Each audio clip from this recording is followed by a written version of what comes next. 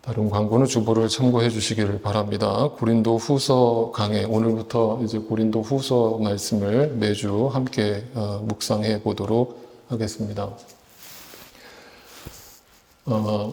우리는 앞에 이제 1년 동안 고린도 전서를 깊이 묵상을 해봤습니다. 여러분 무슨 생각이 드셨습니까? 고린도 전서를 다 보시고 나서.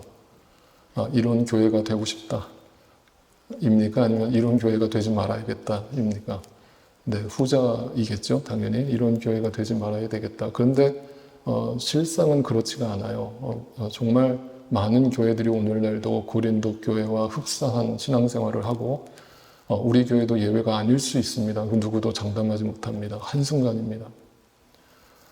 그 이유에 대해서 우리가 이제 오늘 서론에 해당하는 내용을 통해서 다시 한번 이거를 좀 마음에 새겨볼 텐데, 먼저 교회가 무엇인지부터 다시 한번 정립할 필요가 있을 것 같습니다. 사도 바울이 교회를 어떤 마음으로 선교를 하고 어떤 마음으로 자기 목숨을 바쳐서 교회를 지켜냈는지 그 과정과 그 여정을 좀 함께 따라가 보기를 원합니다. 먼저 지도를 보면서 또 설명을 드리죠.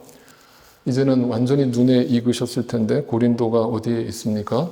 자세히 보시면 지중해 바로 그리스 아테네의 옆에 자리 잡고 있습니다. 상업 중심 도시였고 무역 중심 도시였고 번화가였고 그래서 향락과 쾌락이 넘쳐나는 도시였습니다. 오늘날로 굳이 표현하자면 맨하탄과 흡사했습니다.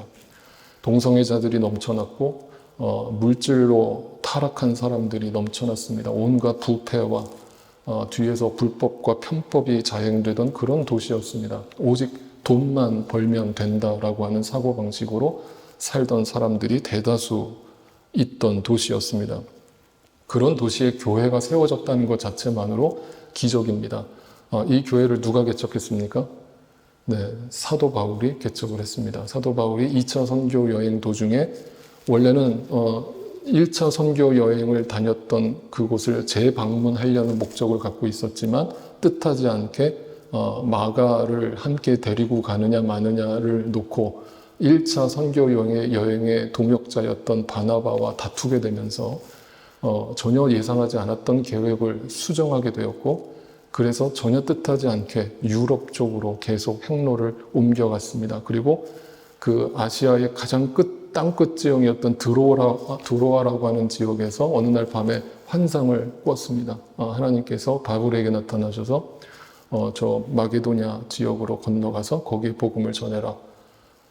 바울은 단 한 번도 유럽 땅을 생각조차 해본 적도 없고 거기에 가서 복음을 전할 생각을 한 적이 없는데 성령 하나님께서 그를 이끌어 가셨어요. 그래서 마게도냐 지역을 건너갔더니 그곳에 빌립보 교회를, 유럽 최초의 교회를 세우게 되고, 그 다음에 베레아, 데살로니가 교회를 순서대로 세운 후에 아테나까지 왔는데 아테네에는 교회가 세워지지 않았어요. 이유가 뭡니까? 아테네는 종교심이 많은 사람들이 가득했고 여전히 그리스 신전에서 제사를 드리던 사람들이 가득했기 때문에 그들은 바울의 말을 전혀 귀담아 들으려고 하지 않았습니다. 그래서 바울은 쫓겨나다시피 해서 혼자 고린도에 도착을 하게 되고, 그곳에서 누구를 만나요? 브리스길라와 아굴라 부부를 만나게 되고 천막 제조업을, 평소 자기가 다소라는 고향에서 태어났는데 사도 바울은 다소라고 하는 동네는 대부분 어릴 때부터 천막 제조업을 부모로부터 교육을 받았습니다. 그래서 천막 제조하는 것이 너무나 익숙했어요. 그래서 천막 제조업을 하면서 자비량으로서 고린도 교회를 개척하고 1년 6개월 동안 고린도 교회를 섬겼습니다. 그리고 나서 사도 바울은 이제 에베소로 건너오게 됩니다. 여기 보시는 것처럼 에베소에서 사도 바울은 이 고린도 전서와 후서의 편지를 다 쓰게 됩니다. 그런데 우리가 앞에서 설명드린 것처럼 사도 바울이 처음으로 썼던 고린도의 편지는 고린도 전서가 아니었습니다. 고린도 전서 전에 쓴 첫 번째 편지가 있었습니다. 그래서 고린도 전서에서 사도 바울은 이렇게 밝혀준 바가 있습니다. 고린도 전서 5장 9절에 보니까 내 편지에서 음행하는 사람들과 사귀지 말라고 여러분에게 썼습니다. 뭐예요? 과거형이죠. 그러니까 고린도 전서에서 썼다라는 표현을 썼다라는 것은 무슨 뜻이에요? 그 전에 편지를 보냈다는 거예요. 그러니까 첫 번째 서신을 보냈습니다. 고린도 교회에. 무슨 내용이었을까요? 여기 어림잡아 뭐라고 적혀 있어요? 음행하는 사람들에게 부도덕한 짓을 하지 마라. 그거 예수 믿는 사람들이 절대 그런 짓 하면 안 된다라면서 어떤 경고의 메시지를 담아서 첫 번째 편지를 보냈습니다. 그런데 그 첫 번째 편지는 왜 성경에 남아있지 않습니까? 네, 어디로 갔는지 흔적조차 남아있지 않습니다. 그것도 하나님의 뜻이죠. 이유가 있어서 하나님이 첫 번째 편지는 삭제시켰습니다. 자, 그 첫 번째 편지를 받아든 고린도 교회는 돌이켰을까요? 회개했을까요? 변화됐을까요? 네, 꿈쩍도 하지 않습니다. 저 인간 무슨 소리 하는 거야? 라는 식으로 사도 바울의 편지를 완전히 무시해버립니다. 그러면서 네가 우리한테 설교할 자격이나 있어? 라면서 그 개척공신이었던 사도 바울의 그 말을 완전히 철저하게 짓밟아 버립니다. 그래서 인간적으로 사도 바울의 말을 짓밟은 게 아니라 하나님의 말씀을 짓밟아 버린 겁니다. 그래서 그들은 하나님의 말씀을 들을 전혀 마음의 준비가 되어 있지 않았습니다. 그리고 나서 이제 디모데가 고린도를 방문합니다. 그리고 고린도 교회의 실체를 확인합니다. 그 교회에 가서 예배를 드리고 함께 구역 모임을 하고 주일 애찬을 나눠봤더니 그 가운데서 보여지는 이 성도들의 삶이 너무나 기가 막혔던 겁니다. 그래서 그걸 듣고서는 충격을 받죠. 그래서 근로의 집사람들에게 소식을 전해주고 그 사람들이 사도 바울에게 고린도 교회의 상황을 전달해 줍니다. 지금 고린도 교회가 장난이 아닙니다. 분파 싸움이 벌어졌고 성적 은밀한 죄들이 만연되어 있고 우상에게 바쳐진 음식을 먹느냐 마느냐를 가지고 교회 안에서 피 터지게 싸우고 있고 또 은사가 막 무분별하게 성령의 은사가 난무해가지고 예배가 무질서하고 그리고 부활을 믿지 않는 사람들이 교회 안에 태반이고 이런 보고를 받은 거예요. 그 사도 바울이 충격받아야 안 받아요? 적지 않게 충격을 받습니다. 어떻게 이럴 수가 있느냐? 어떻게 교회라고 하면서 이런 짓을 할 수가 있느냐라면서 그래서 쓴 서신이 두 번째 서신이 뭐예요? 고린도전서예요. 자, 고린도전서를 써서 여러분 우리가 본 것처럼 앞에서 언급했던 지금 고린도 교회 안에 벌어지고 있는 숱한 문제들에 대해서 답을 주는 형식으로 고린도전서를 썼어요. 근데 그 고린도전서를 받고 나서 어떻게 됐습니까? 그들이 꿈쩍했습니까? 움직였습니까? 역시 여러분 고린도전서가 몇 장까지 이루어졌습니까? 16장까지 썼어요. 그러니까 장문이죠. 여러분 이거를 초대 교부들이 이걸 임의로 장과 절을 구분해서 16장이지 이거를 만약에 그냥 서신 매로 용지로 표기를 했다면 20장도 넘는 분량이에요. 엄청난 분량의 편지를 쓴 겁니다. 근데 그 고린도 전서를 역시 고린도 교인들은 완전히 무시를 해버립니다. 여러분 고린도 전서에는요, 우리가 같이 1년 동안 묵상했지만 정말 주옥 같은 말씀들이 그 안에 다 들어가 있어요. 근데 그거를 전혀 귀담아 듣지 않고 다 무시를 해버렸습니다. 그러니까 사도 바울이 또 답답해요, 안 해요? 답답합니다. 그러니까 포기하지 않습니다. 그래서 사도 바울이 이제 세 번째 서신을 쓰게 됩니다. 세 번째 서신에 대해서는 오늘 고린도 후서 2장 4절에 보면 이렇게 표현하고 있습니다. 나는 몹시 괴로워하며 걱정하는 마음으로 많은 눈물을 흘리면서 왜? 고린도 교회가 지금 개망나니 짓을 하고 있으니까 너무 마음이 아픈 거예요. 그래서 막 눈물이 나는 거예요. 기도하는데. 그러면서 여러분에게 그 편지를 썼어요. 그 편지가 뭐예요? 네. 그러니까 이게 뭐냐면 고린도 후서에서 이 말을 했으니까 세 번째 편지를 이렇게 눈물을 흘리면서 썼다는 거예요. 그래서 이 편지를 갖다가 근데 또 뭐냐면 그 편지가 눈물로 썼는데 얼마나 직설적인 표현들을 담았냐면 그것은 여러분을 마음 아프게 하려고 하는 것이 아니라 여러분을 내가 얼마나 극진하게 사랑하는지를 알려주려고 하는 것입니다. 이 말은 좋게 말을 한 것이지만 무슨 뜻이에요? 세 번째 편지가 고린도 교인들한테 기분이 좋았다는 거예요? 안 좋았다는 거예요? 되게 기분 상할 말들을 직설적으로 했다는 거예요. 여러분 고린도 전서를 우리가 봤지만 사도 바울은 고린도 교인들을 영적 어린 나이 취급을 했기 때문에 굉장히 어린 나이에 구슬르듯이 아주 부드럽게 나이스하게 표현을 했어요. 근데 세 번째 편지에서는 이거 안 되겠다. 이 사람들 좋게 말해가지고 못 알아듣네 해가지고 세 번째 반에서 아주 직설적인 표현들을 노골적으로 표현을 한 거예요. 눈물을 흘리면서 그 편지를 쓴 겁니다. 그래서 이 편지를 갖다가 역시 이 편지도 남아있지 않아요. 이 편지가 여태까지 전승이 됐다면 당연히 성경에 들어갔겠죠. 근데 어디론가 사라져버렸습니다. 그래서 이 편지를 갖다가 뭐라고 부르냐면 눈물의 편지, 혹독한 편지라고 합니다. 여러분 이걸 기억하세요. 하나님 말씀은요 전혀 부드럽지 않아요. 사람은 부드럽게 말할 수 있어도 하나님의 말씀은요 골수를 찔러 쪼갭니다. 하나님의 말씀이 들어오면 불편한 거예요. 제가 아침 묵상에서 나눴죠. 찔린다고. 하나님 말씀을 들으면요 감동받는 게 아니에요. 찔려요. 불편해요. 왜? 하나님의 생각과 내 생각이 항상 충돌하니까. 네. 그러니까 불편한 거예요. 근데 그 불편함을 인간들은 좋아해요? 안 좋아해요? 안 좋아해요. 그래서 회개를 하는 게 아니라 튕겨져 나가버려요. 그러니까 지금 이 사도 바울이 혹시라도 그 눈물의 편지, 혹독한 세 번째 편지를 바꿔서 고린도 교인들이 혹시라도 실족할까봐, 혹시라도 그 믿음 연약한 사람들이 시험 들까봐 내가 내 마음을 좀 알아달라. 내가 너희를 혼내려는 게 아니라 너희를 지적하고 판단하려는 게 아니라 제발 좀 신앙생활 제대로 해라 라는 뜻에서 내 마음을 좀 알아달라고 이 얘기를 합니다. 여러분 제 마음 좀 알아주세요. 그냥 목사님 자꾸 세게 얘기하지 마세요. 그러지 말고 제 마음 좀 알아주세요. 우리 성도님들은 다 알아들으실 텐데 어떤 분들이 유튜브에서 제 설교 보고 목사님 무섭대요. 그래서 내가 네, 개인적으로 저를 찾아오세요. 저 그렇게 무서운 사람 아닙니다. 어쨌든 마음을 좀 알아달라는 거예요. 사도 바울은 내 마음이 이렇다는 거예요. 제발 그 신앙으로 돌아오라는 겁니다. 자, 이 눈물의 편지를 받고 고린도 교인들은 회개했을까요? 안 했을까요? 세 번째입니다. 했을까요? 안 했을까요?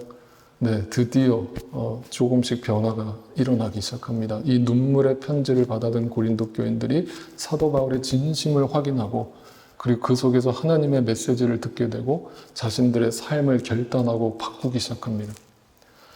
이 소식을 누구를 통해서 듣게 되냐면 사도 바울은 여전히 에베소에 머물고 있는데 이제 디도라고 하는 제자가 이 소식을 전해줍니다. 뭐라고 되어 있는가? 고린도후서 7장 6절 7절에 보니까 그러나 시리에 빠진 사람을 위로해 주시는 하나님께서는 디도를 돌아오게 하심으로써 디도가 고린도에 갔다가 돌아오는 거예요. 근데 무슨 소식을 가지고 왔냐면 그가 돌아온 것만이 아니라 그가 여러분에게서 받은 위로로 우리는 위로를 받았습니다. 여러분이 나를 그리워하고 내게 잘못한 일을 뉘우치고 또 나를 열렬히 변호한다는 소식을 그가 전해줄 때에 나는 더욱더 기뻐하였습니다. 이 말은 뭐냐면 쉽게 말하면 사도 바울이 전했던 그 서신의 의미를 그들이 이해하고 하나님 앞에 엎드리기 시작했다. 회개하기 시작했다. 그 소식을 듣고 사도 바울은 그걸 위로라고 표현했어요. 위로. 여러분 목회자에게 가장 큰 위로가 되는 게 뭐예요? 생일날 선물 갖다 주는 게 아니고 무슨 특별한 데 고급 식당에 데리고 가는 게 아니고 하나님의 말씀을 듣고 그렇게 사는 거예요. 그 소식을 듣고 한 사람의 인생이 변화되는 모습을 보면서 목회자는 그것으로 위로를 받는 거예요. 즉 목회자만 아니라 하나님도 그것이 기쁜 거예요. 그것이 가장 큰 보상입니다. 사도 바울은 그것으로 위로를 받는다고 표현을 합니다. 자, 이렇게 얘기를 하니까 이제 이 편지를 어떻게 표현해 줍니까? 네, 고린도 후서를 이제 그들에게 보내게 됩니다. 그래서 기쁜 마음으로 그들이 변화되고 있다는 소식을 들으면서 기쁜 마음으로 고린도 후서를 쓴 겁니다. 그런데 이 고린도 후서에도 이제 묵상을 해보시면 알겠지만 적지 않게 충격적인 얘기들이 많이 들어가 있어요. 그러니까 아직도 여전히 그 불신앙의 상태에 남아있는 고린도 교인들에게 사도 바울은 하나님의 말씀을 대변하고 있습니다. 자, 그러면 이제 여기까지 얘기를 제가 쭉 정리해 드릴게요. 사도 바울이 고린도 교회를 위해서 몇 번의 편지를 보냈습니까? 네, 총 4번의 편지가 보내졌습니다. 그러니까 그 4개의 편지가 오늘날까지 성경에 다 기록이 되어 있다면 고린도 전서 후서만 남아있는 게 아니라 고린도 1서, 2서, 3서, 4서가 성경에 남아 있었겠죠. 자, 여러분 성경 전체를 보신 분들은 단번에 이해가 되실 겁니다. 사도 바울은 수많은 교회를 개척했고 수많은 교회 가운데 여러 서신들을 보냈습니다. 그런데 한 교회를 향해서 이렇게 여러 번 그리고 이렇게 방대한 분량의 편지를 보낸 적은 유일무이합니다. 고린도 교회가 처음이에요. 여러분 고린도 전서가 몇 장이라고요? 16장. 고린도 후서는 13장이에요. 그럼 토탈 29장이죠. 근데 그게 우리의 장과 절로 나눠서 29장이지만 레로 영주로 표기를 하면 거의 40장에 가까운 분량이에요. 고린도 전서 2개의 편지만 40장 분량의 편지를 썼다면 여태까지 남아있지 않은 그 첫 번째 편지와 세 번째 눈물의 편지도 대충 그와 비슷한 분량의 편지를 썼을 거라고 봐요. 그러면 한 교회를 향해서 거의 100장 가까운 분량의 편지를 쓴 겁니다. 여러분 연애 편지 써보셨습니까? 학창시절에? 네. 누군가를 사랑할 때 연애 편지 쓸 때 100장 이상 써보신 분 여기서 손 들어보세요. 지금 결혼하신 배우자한테 연애 편지 난 100장 이상은 써봤다. 저도 과거에 노력은 해봤는데 한 장 이상 쓰기가 영 어려워요. 아무리 사랑해도 쓰기 어렵습니다. 사도 바울이 시간이 남아 돌아서 그죠? 삶이 여유가 충만해서 한 교회를 생각하면서 4번에 걸쳐서 100장 분량의 편지를 보낸 거죠. 여러분 제가 늘 이런 말씀 드리지 않습니까? 인간적인 시선과 하나님의 시선이 어떻게 다른가를 우리는 늘 확인해야 되는데 인간적 시선으로 보면 이런 인간들 거들떠 볼 이유가 있어요, 없어요? 거들떠 볼 이유가 있어요, 없어요? 없어요.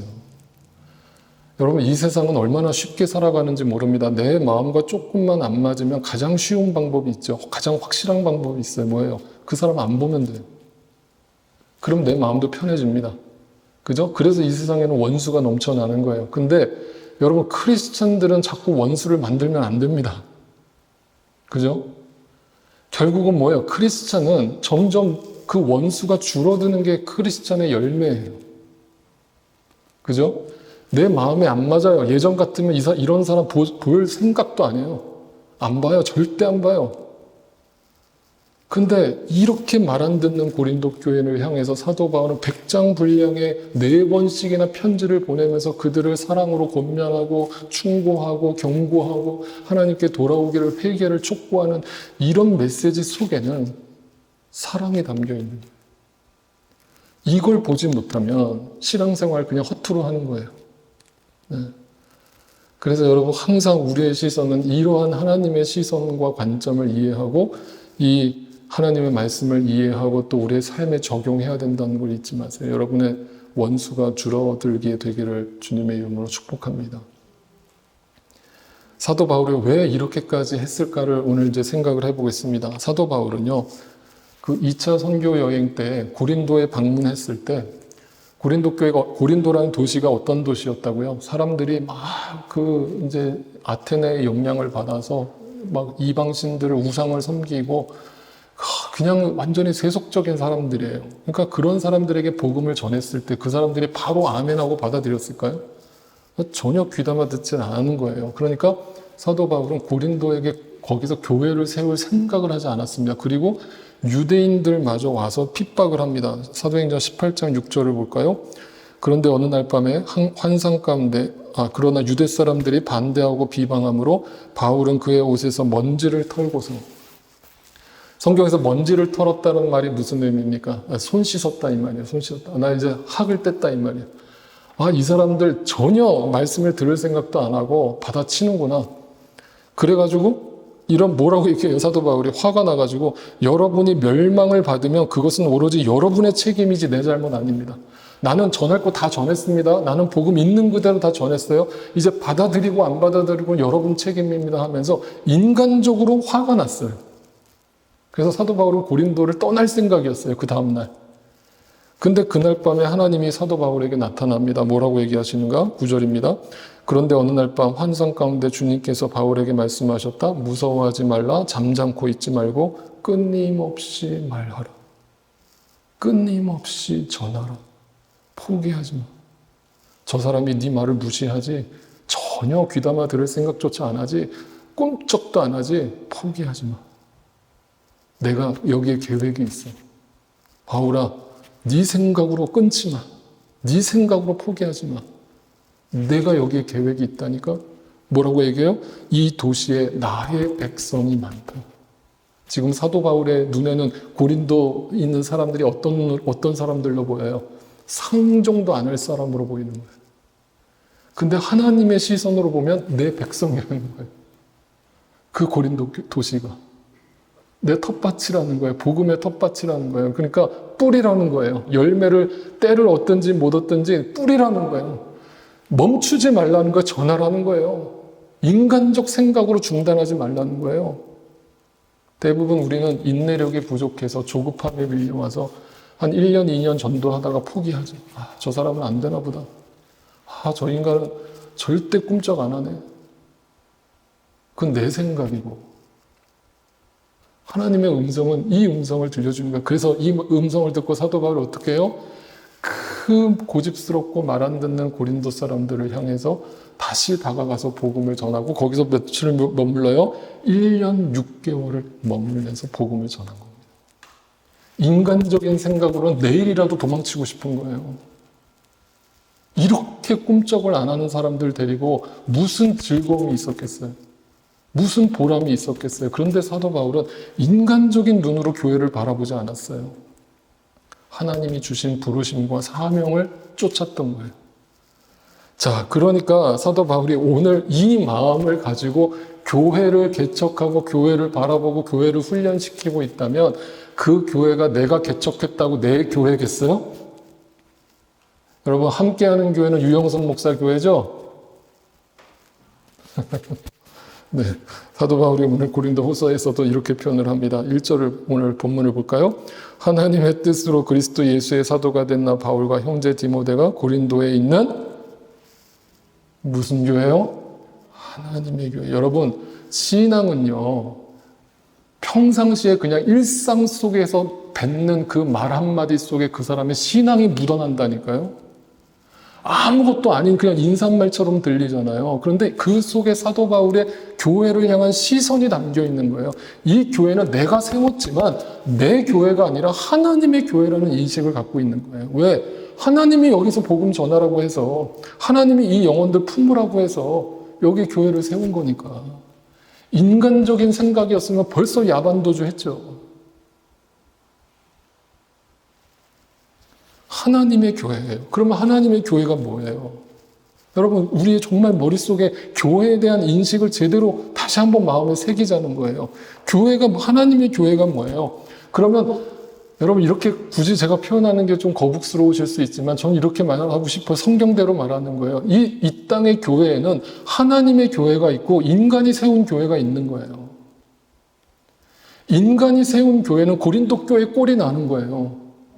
당파 싸움하고 갈라지고 서로 싸우고 치고받고 뒷담화하고 구역 모임만 하면 온갖 그 사람 뒷담화하느라고 구역 모임 시간 다 보내고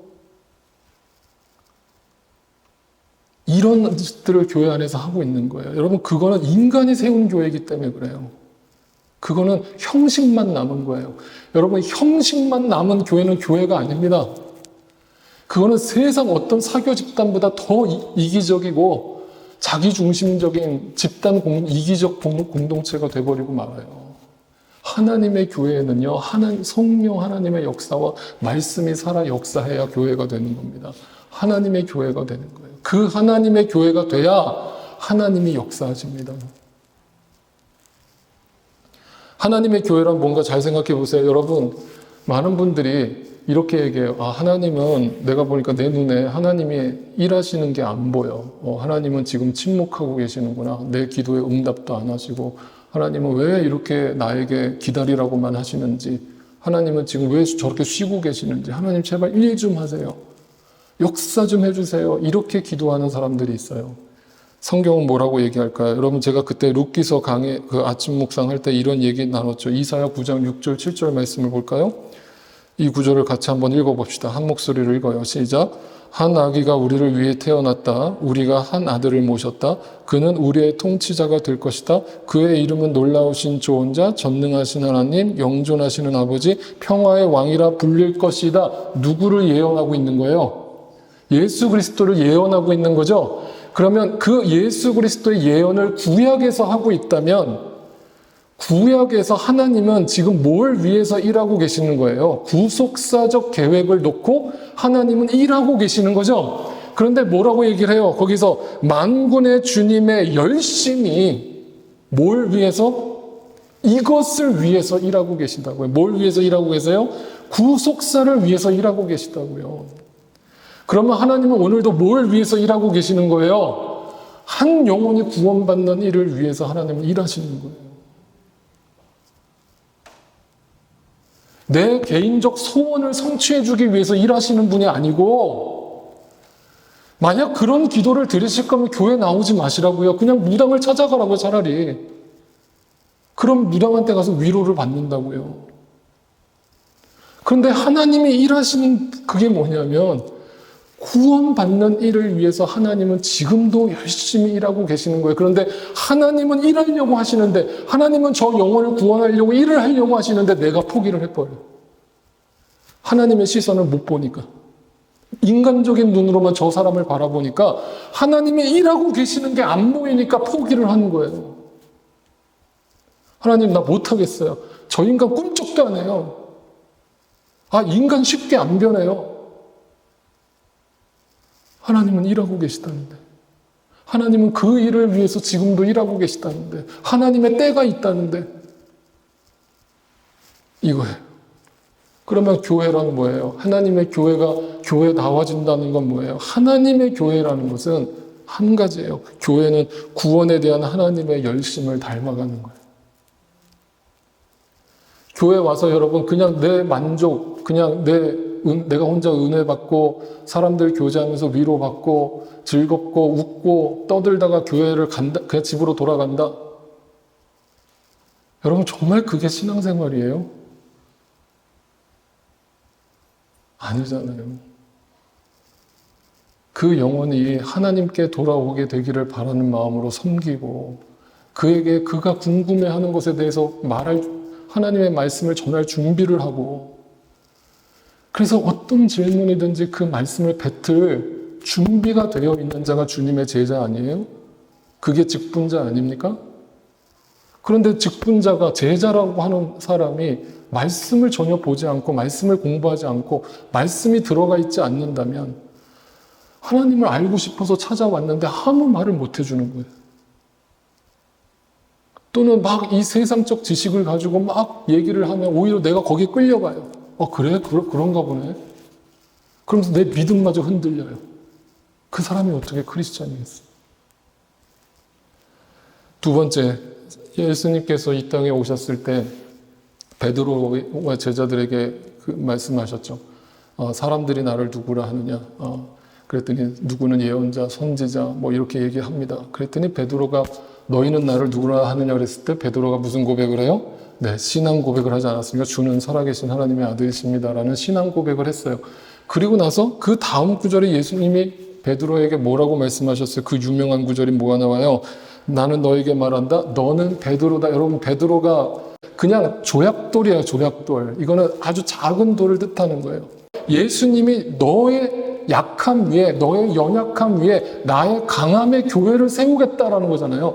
그런데 이걸 갖다가 로마 캐톨릭은 초대 교황으로 베드로를 삼아버린 거예요. 이런 어처구니 없는 일이 벌어진 거라고 역사에서.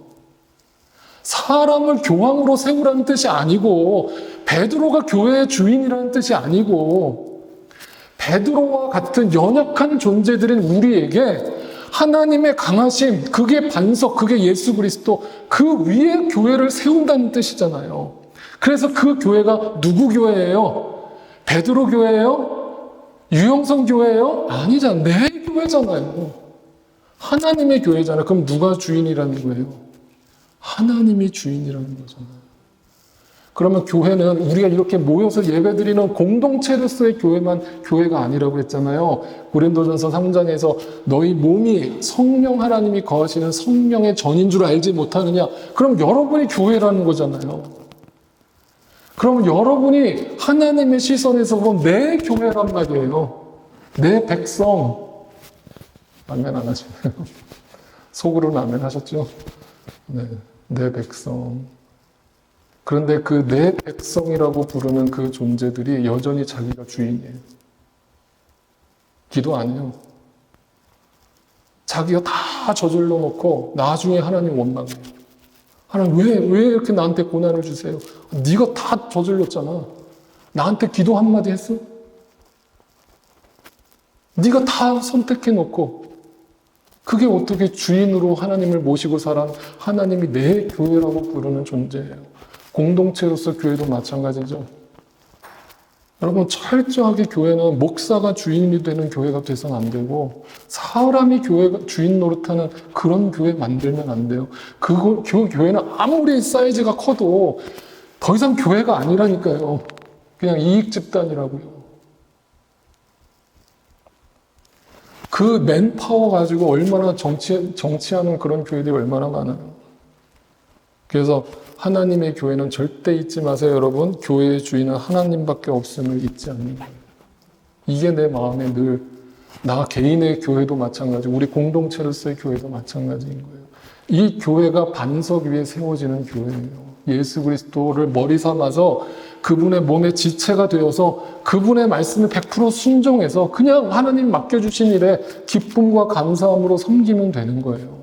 거기에 내 이름 드러낼 거 없고 내 힘 자랑할 거 없어요. 뭘 자랑할 게 있어요? 1만 달란트 빚진 자들, 탕감받은 자들이. 네, 그거예요. 그래서 여러분 이러한 마음을 가지고 있으면 어떤 마음이 생기냐면 사도 바울을 보세요. 사도 바울은 이런 교회의 관념을 가지고 그 교회를 세우고 그 교회를 훈련시키고 양육한 거예요.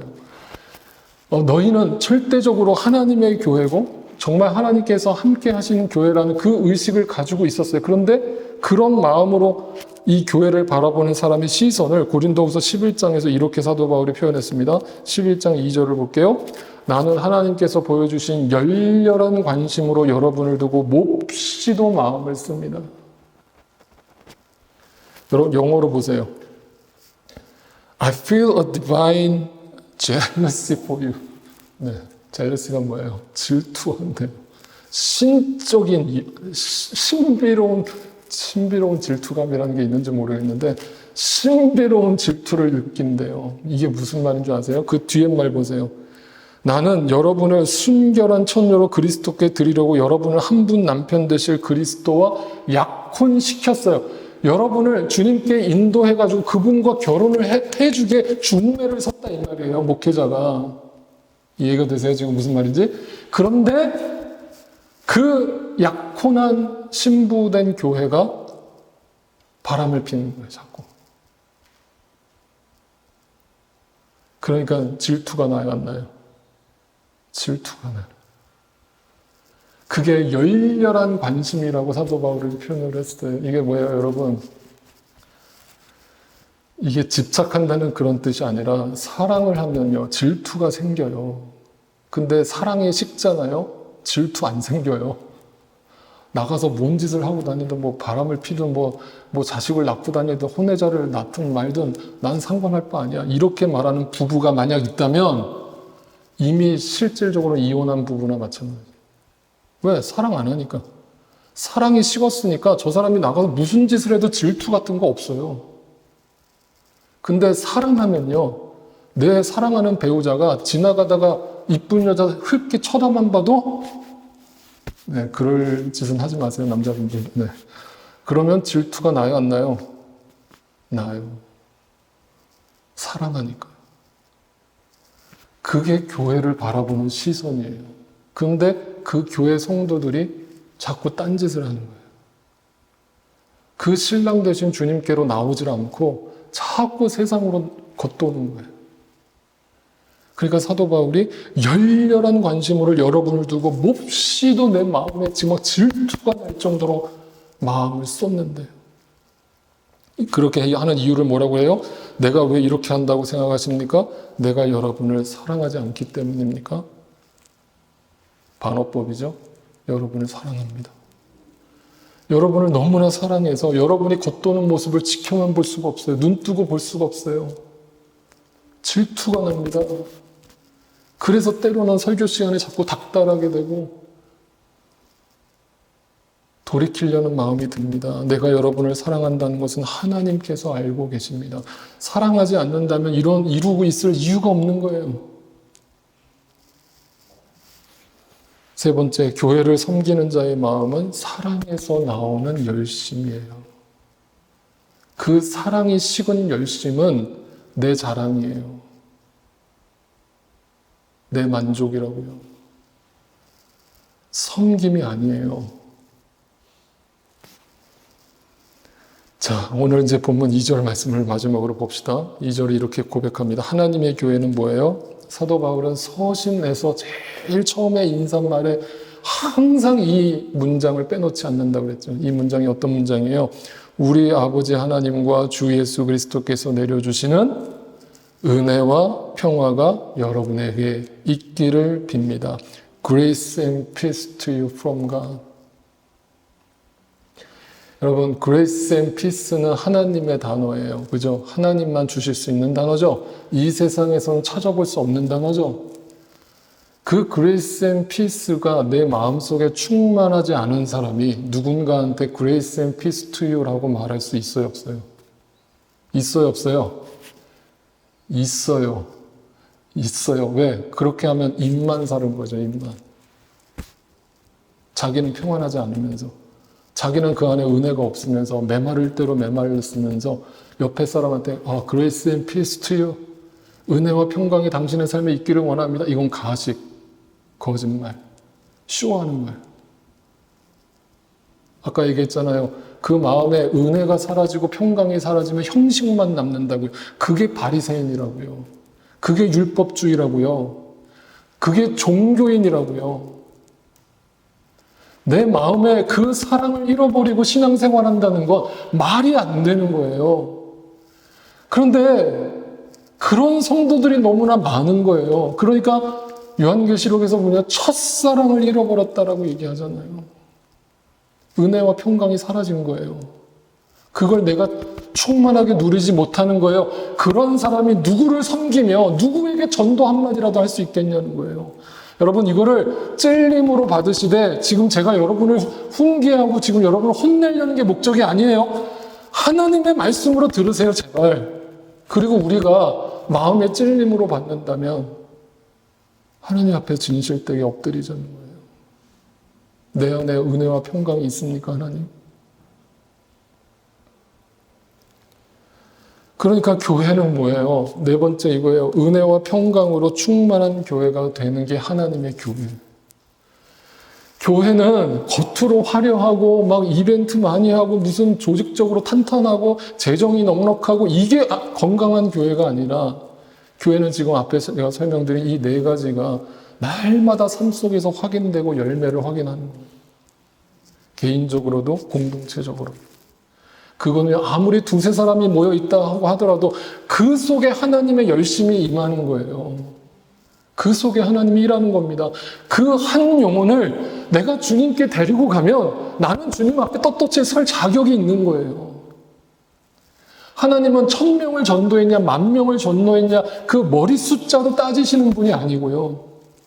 나에게 보내진 그 영혼을 내가 포기하지 않고 주님의 이 교회의 뜻을 알아서 주님의 교회로서 은혜와 평강이 충만한 상태에서 그 사랑으로 섬기고 그 열심을 내고 그 영혼을 끝까지 품어냈는가?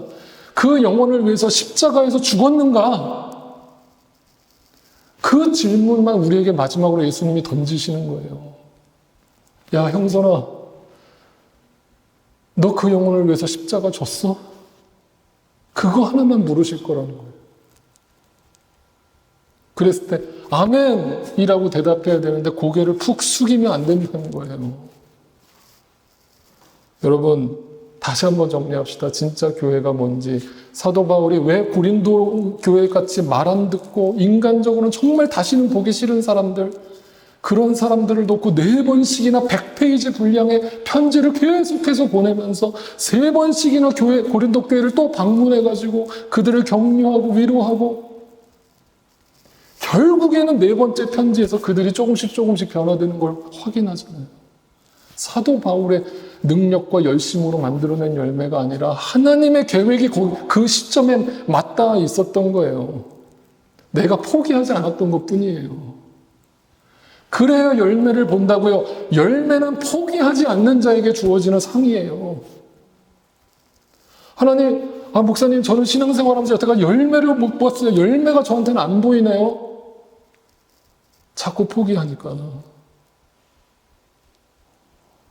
네, 여러분, 우리 모두가 주님 앞에서 주님이 기뻐하시는 하나님의 교회가 허락하시는 그 열매를 우리 모두가 다 보게 되기를 주님의 이름으로 축복합니다. 그 열매를 보고 거기서 기쁨을 찾으시고 위로를 받으세요. 이제는 더 이상 내 문제 해결해달라는 거기에 붙들려 있지 마시고요. 그거 하나님께 다 내려놓으시고요. 하나님께 다 맡기시고요. 무엇을 먹을까, 무엇을 마실까, 무엇을 입을까 염려하지 말고 그의 나라와 의를 구하라는 그 주님의 말씀에 순종해서 엎드리자고요. 여러분, 삶이 고단하죠. 목사로 살아가는 삶도 고단해요. 여러분하고 거의 딱 똑같아요. 그런데 여러분, 거기에 붙들리는 것은 신앙생활이 아니에요. 그건 안 믿는 사람도 다 하는 거예요. 긍정의 힘만 있으면 그 정도 삶을 이겨내는 건 다 하는 거예요, 다. 신앙이 없어도. 그냥 긍정적 사고를 가져라. 그게 신앙생활이 아니라고요, 여러분. 정리하겠습니다. 하나님의 교회는 뭡니까? 첫 번째, 교회는 구원에 대한 하나님의 열심을 닮아가고 그 구원에 대한 하나님의 열심을 보는 겁니다. 두 번째, 교회의 주인은 하나님밖에 없음을 늘 잊지 않고 나 자신을 낮추고 주님의 주인 되심을 고백하면서 하나님 앞에 겸손히 나아가는 것입니다. 교회 공동체도 절대 인간이 주인 노릇하는 것을 보면 안 됩니다. 세 번째, 교회를 섬기는 자의 마음은 사랑에서 나오는 열심입니다. 질투가 날 정도로 저 영혼이 딴짓하고 돌아다니는 것을 내가 눈뜨고 볼 수 없는 마음이 내 안에서 일어나야 돼요. 그게 회복돼야 됩니다. 그러기 위해서 내가 먼저 은혜와 평강이 회복되어야 됩니다. 내 힘으로 안 됩니다. 절대 안 됩니다. 여러분 안에 은혜와 평강이 충만하게 깃드시기를 주님의 이름으로 축원합니다. 그래야만 일을 합니다. 주님의 일을 합니다. 주님의 사역을 감당합니다.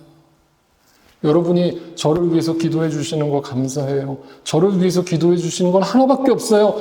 우리 유목사님, 은혜와 평강이 늘 충만하기를 하나님 함께 해주세요. 지치지 않게 해달라는 그 기도가 그 내용이죠. 은혜와 평강이 사라지면 저는 더 이상 말씀을 전할 수가 없고요. 여러분을 위해서 기도 못하고요. 사람을 품을 수가 없어요. 저도 똑같은 인간인데요.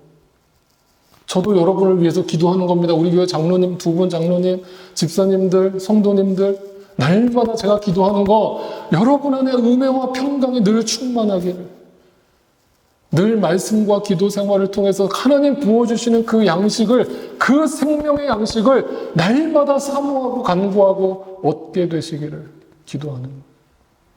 그러면 제가 24시간 여러분을 감시하지 않아도, 24시간 여러분 옆에 붙어 있지 않아도 여러분은 혼자 주님 앞에 서는 거예요. 그러면 저는 더 이상 역할이 필요 없는 겁니다. 그때 저를 버리시면 돼요. 아시겠어요? 저는 여러분이 그리스도와 연합하기 위해서 돕는 중매자 역할, 그 이상 그 이하도 아니에요. 여러분이 신랑만 만나는 걸 보면 더 이상 제 역할은 사라집니다. 그때 저를 잊으세요. 잊어버리세요. 인간 유형선 따위는 쳐다도 보지 마세요. 하나님만 제대로 아시라고요. 그것만 제대로 믿고 가시라고요. 그 마음을 회복하시라고요. 이 하나님의 교회가 우리 교회가 되기를 주님의 이름으로 축복합니다. 다 자리에서 일어나셔서 함께 마지막 찬양 드리겠습니다. 역시 한 주간 찬양을 묵상하면서 말씀을 준비하면서 이 찬양을 계속 마음으로 읊조렸습니다. 정말 많이 불렀던 찬양인데 이 찬양이 계속 제 마음을 쳤어요. 그러면서 네 안에 그 은혜와 평강이 있냐? 네 안에 그 주님의 열심을 바라보는 시선이 있냐? 그 안에 주님 주시는 그 사랑으로 충만하냐? 그 마음으로 설교를 준비하고 그 마음으로 성도들을 품고 그 마음으로 성도를 섬기고 있느냐? 그 질문을 일주일 내내 하나님이 제 마음속에 주셨어요. 여러분 마음속에도 그 음성이 들려지기를 소원합니다. 함께 고백하면서 찬양하겠습니다. 아버지 당신의